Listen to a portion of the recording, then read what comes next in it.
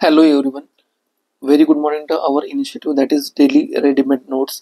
आणि आजची डेट आहे 21 फेब्रुवारी 2025. आपला जो इनिशिएटिव्ह आहे ह्या इनिशिएटिव्हमध्ये प्रिलिम्स आणि मेन्सच्या पर्स्पेक्टिव्हनं इंडियन एक्सप्रेसमधील जे काही इम्पॉर्टंट आर्टिकल्स असतील फ्रॉम UPSC अँड MPSCचा जो काही नवीन डिस्क्रिप्टिव्ह पॅटर्न आहे तर त्या पद्धतीनं आपण सिलेबसचा त्याचा रिलेव्हन्स म्हणजे फॉर एक्झाम्पल एक सिंगल आर्टिकल आपण मल्टिपल ठिकाणी कसं यूज करू शकतो आणि त्याबद्दल कसे एक्सपेक्टेड क्वेश्चन्स येऊ शकतात फ्रॉम प्रिलिम्स आणि मेन्स पर्स्पेक्टिव्हनं.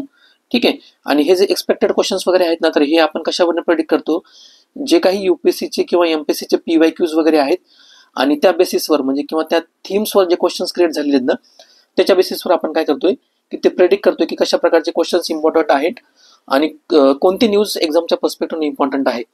चला तर आपल्या पहिल्या आर्टिकलकडं आपण वळूयात. पहिल्या आर्टिकलचा कंटेक्स्ट काय आहे, एक मेंबर ऑफ पार्लमेंट आहेत पंजाबमधल्या सिंध प्रांतामधनं अमृतपाल सिंग म्हणून. तर बेसिकली ज्या वेळेस त्यांची मेंबर ऑफ पार्लमेंट म्हणून नियुक्ती झाली होती, ठीक आहे, त्यांनी काय केलं होतं, ते जेलमध्ये असताना त्यांनी त्याच्या जेलमधनंच इलेक्शन त्यांनी हे लढवलं होतं आणि त्याच्यानंतर ते MP म्हणून तिथनं निवडून सुद्धा आले होते. ठीक आहे. आणि त्यांना जेलमध्ये ना एप्रिल 2023ला त्यांना जेलमध्ये टाकलं होतं under the national security act. ठीक आहे. आणि ज्यावेळेस त्यांना शपथ घ्यायची होती फक्त त्यावेळेस ते एकाच सेटिंगला प्रेझेंट होते. तर बेसिकली ह्या आर्टिकलचा कंटेक्स्ट काय की त्यांची ना प्रोलॉंग अबसेंटीमुळं जे हाऊस पॅनल आहे तर त्यांनी काय सजेस्ट केलेलं आहे की ती सीट व्हॅकंट करावी. ठीक आहे. तर इथे एक्झामच्या पर्स्पेक्टिव्हने आपल्यासाठी काय इम्पॉर्टंट आहे, आर्टिकल 101 सबसेक्शन 4. ठीक आहे. 101 आर्टिकल सबसेक्शन 4 इम्पॉर्टंट आहे.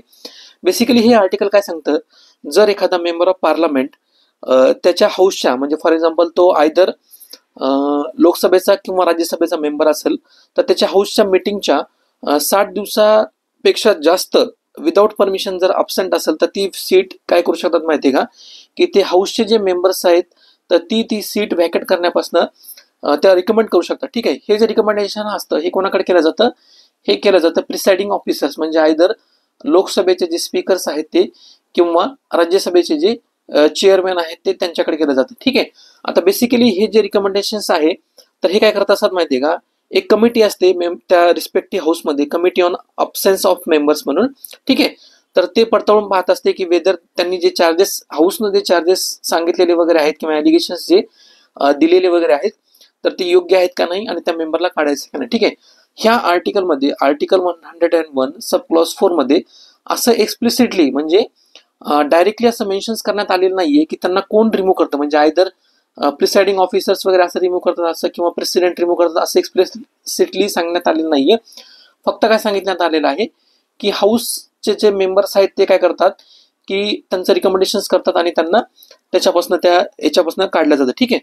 हिस्टॉरिकल जर कंटेक्स्ट बघितला तर आतापर्यंत रिसेंटची जी केस आहे अमृत सिंग पालची जी केस आहे 2024 ती, आणि याच्या आधी एक अतुल राय केस म्हणून होती 2023 ते BSPचे MP होते. आणि त्याच्यानंतर म्हणजे हिस्टॉरिकल जर बघितलं अशा कोणत्याच इन्सिडेंट्स मधनं की आर्टिकल 101चा यूज करून कोणत्याच आतापर्यंतच्या MPची सीट व्हॅकेट करण्यात आलेली नाही. ठीक आहे. प्रिलिमच्या पर्स्पेक्टिव्ह जर बघितलं तर आपल्यासाठी काय महत्वाचं आहे, एक तर हे इम्पॉर्टंट कॉन्स्टिट्युशनल प्रोव्हिजन्स आहेत एक्झाममध्ये कंटिन्युअसली विचारल्या जाण्याचा ट्रेंड आहे. ठीक आहे. त्यानंतर करंट अफेअर्सच्या पर्स्पेक्टिव्ह जर बघितलं तर UPSC काय करत असते किंवा MPSC किंवा एखाद्या ज्या काही स्टेट सर्व्हिस एक्झामिनेशन्स वगैरे असतात ते अशा प्रकारच्या ज्या काही न्यूज वगैरे असतात ना त्यांच्या बेसिसवर सिलेबसचे काही रिलेव्हंट क्वेश्चन्स वगैरे फ्रेम होतात का नाही तर तशा प्रकारचे क्वेश्चन्स काय करत असतात ते एक्झाममध्ये विचारल्या जाण्याची शक्यता किंवा प्रोबॅबिलिटी जास्त असते. म्हणजे फॉर एक्झाम्पल जर इथं कन्सिडर केलं की असं विचारलं जाऊ शकतं की खाली काही फॉलोइंग स्टेटमेंट्स वगैरे दिलेले आहेत with respect to the article 101 sub clause 4. ठीक आहे.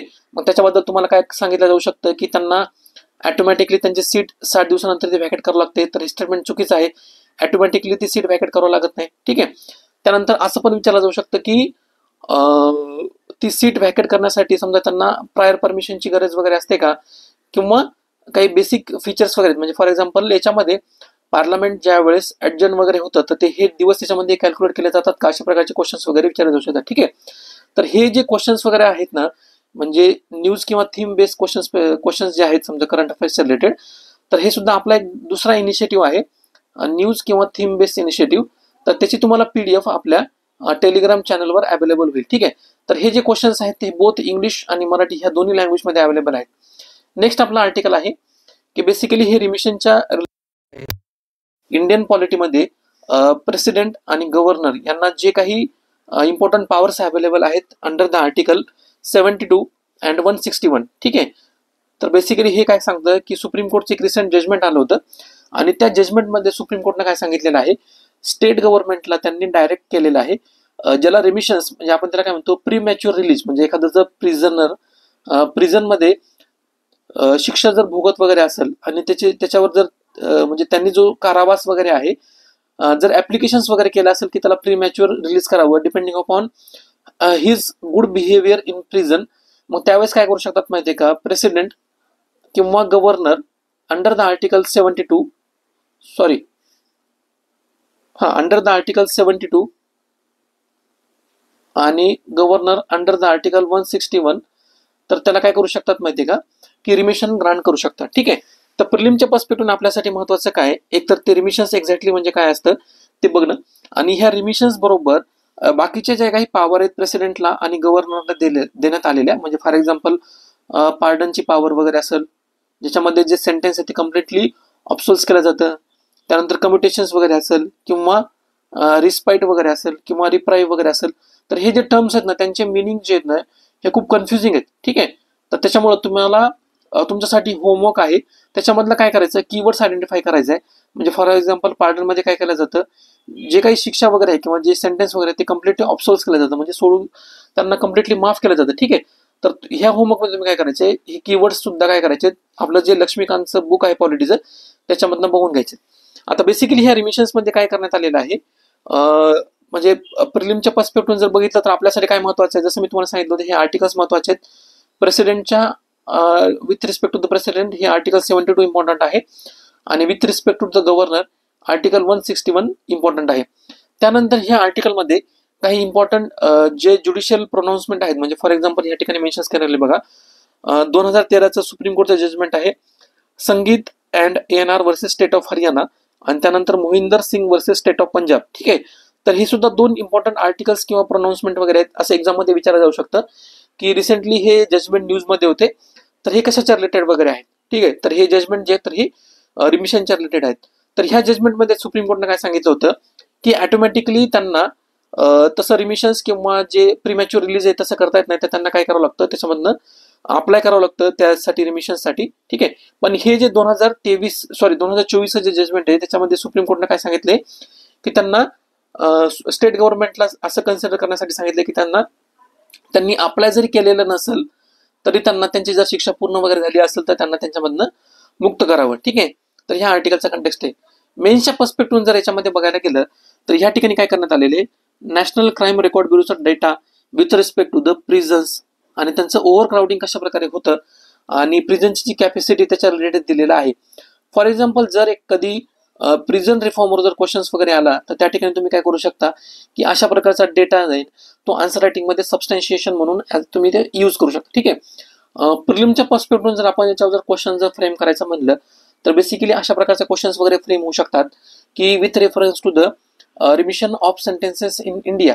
मग काही फॉलोइंग स्टेटमेंट जे तुम्हाला त्या ठिकाणी दिले जाऊ शकतात. फॉर एक्झाम्पल त्याच्यामध्ये आर्टिकल्स वगैरे विचारलं जाऊ शकतं किंवा रिसेंट हे सुप्रीम कोर्टचं जजमेंट वगैरे आहे तो विचारला जाऊ शकतो. ठीक आहे, किंवा कोणकोणते असे इंडियामध्ये जे काही प्रोव्हिजन्स वगैरे आहेत म्हणजे लॉज किंवा रेग्युलेशन्स वगैरे आहेत, म्हणजे फॉर एक्झाम्पल भारतीय न्याय संहिता वगैरे असेल किंवा क्रिमिनल प्रोसिजर कोड्स वगैरे असेल, तर याच्यामध्ये ही पॉवर सेंट्रल गव्हर्नमेंटकडे आहे का स्टेट गव्हर्नमेंटकडे आहे, तर अशा प्रकारचे सुद्धा तुम्हाला स्टेटमेंट वगैरे विचारले जाऊ शकतात. हे जे क्वेश्चन्स वगैरे आहेत ना आपल्या न्यूज थीम बेस PYQ मध्ये किंवा जी आपला इनिशिएटिव्ह आहे तर त्याच्यामध्ये तुम्हाला अवेलेबल होतील. ठीक आहे, त्यानंतर नेक्स्ट आपला आर्टिकल आहे.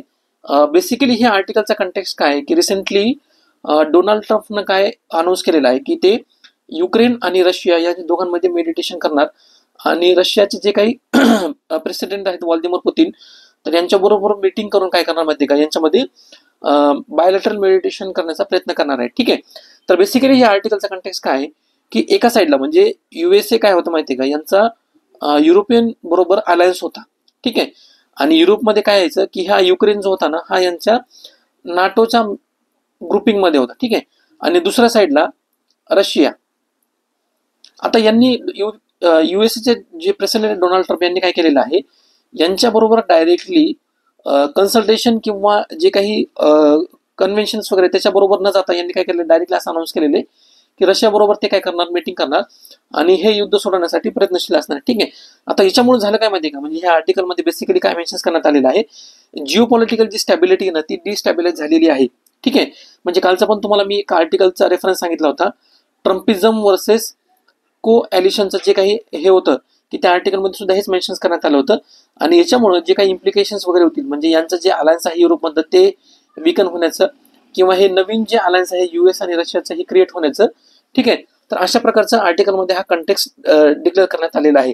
म्हणजे युएसए काय करतं माहिती आहे का, युनिलॅटरली विदाऊट कन्सल्टेशन ऑफ युक्रेन तर रशिया बरोबर ऍग्रीमेंट करण्यासाठी प्रयत्न करत आहे. मग याच्यामधनं ह्या आर्टिकलमध्ये काय सांगितलेलं आहे, ज्याचे काय म्हणजे ह्याचे काय जिओपॉलिटिकल कॉन्सिक्वेन्सेस वगैरे होतील, तर सिमिलरली याच्यामुळं इंडियाला याच्यामधनं काय शिकण्यासारखं आहे ह्या आर्टिकलमध्ये सांगितलेलं आहे.